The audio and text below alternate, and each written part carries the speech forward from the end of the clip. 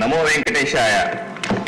అఖిలాండ కోటి బ్రహ్మాండ నాయకుడు శ్రీ వెంకటేశ్వర స్వామి కొలువైన తిరుమలలో సామాన్య భక్తుల కష్టాలు మీ ముందు లేదా సభ ముందు పెట్టడానికి చెప్తున్నా అధ్యక్ష. సాధారణంగా భక్తులు తిరుమలకి వెళ్ళినప్పుడు కుటుంబంతోనో లేదా నలుగురు స్నేహితులతోనో కలిసి ఒక కాటేజీ అద్దెకు తీసుకుంటారు అధ్యక్ష. అద్దెకు తీసుకునే సమయంలో అద్దె ఒక రోజు అడ్వాన్స్ ముందుగా పే చేయాలి. అలాగే అదనంగా ఒక రోజు అద్దెని డిపాజిట్ చేయాల్సిన అవసరం ఉంటుంది అధ్యక్ష. దానికి ఎటువంటి అభ్యంతరం లేదు.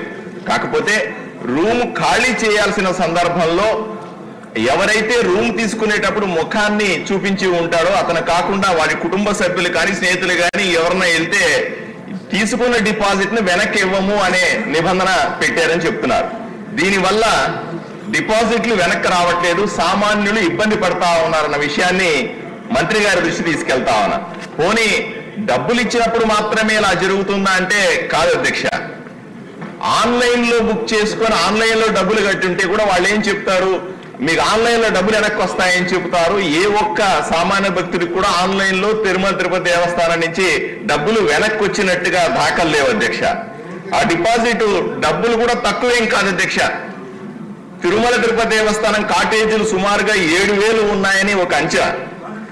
రోజుకు 2,000 మందికి డిపాజిట్ ఇవ్వలేదనుకోండి, 1,000 రూపాయలు చెప్పని తీసుకుంటే రోజుకు 20 లక్షల రూపాయలు టీటీడీకి మిగులుతుంది అధ్యక్ష.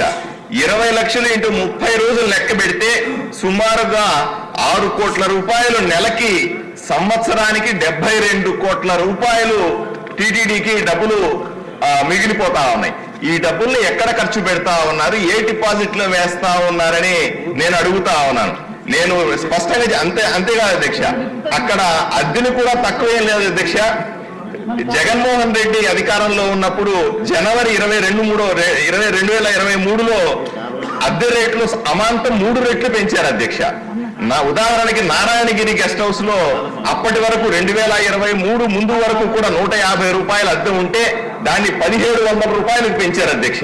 అలాగే స్పెషల్ టైప్ కాటేజ్ నారాయణగిరిలో 750 రూపాయలు ఉన్న కాటేజ్ ధరని 2,200 రూపాయలకు పెంచారు అధ్యక్ష. సామాన్యుడి కష్టాలని పట్టించుకోకుండా ఈ విధంగా అద్దెలు పెంచడం, ఇచ్చిన డిపాజిట్లు కూడా వెనక్కి తీసుకోవడం అన్యాయం అధ్యక్ష. సామాన్య భక్తుని 1 సార్లు కాదు 2 సార్లు గుండుకి ఇస్తున్నారు అధ్యక్ష తిరుమల తిరుపతి దేవస్థానంలో. ఈ విషయాన్ని సీరియస్ గా పట్టించుకోవాలని, నియమ నిబంధనలను మార్చాలని, అలాగే నలుగురుంటే ఎవరు పోయి ఆ కీ ఇచ్చేసినా సరే డిపాజిట్ వెనక్కి ఇచ్చేలాగా చర్యలు తీసుకోవాలని మీ ద్వారా మంత్రి గారిని కోరుకుంటున్నాను అధ్యక్ష. నిశ్చిగా ఇక్కడ పాయింట్ ఏంటంటే, రూమ్ తీసుకున్నప్పుడు డిపాజిట్ తీసుకుంటారు, రూమ్ ఖాళీ చేస్తే డిపాజిట్ వెనక్కి ఇవ్వాలి, ఇవ్వట్లేదన్నది వారి తాలూకు ఉద్దేశం. దానికి క్లారిటీ సరిపోద్ది.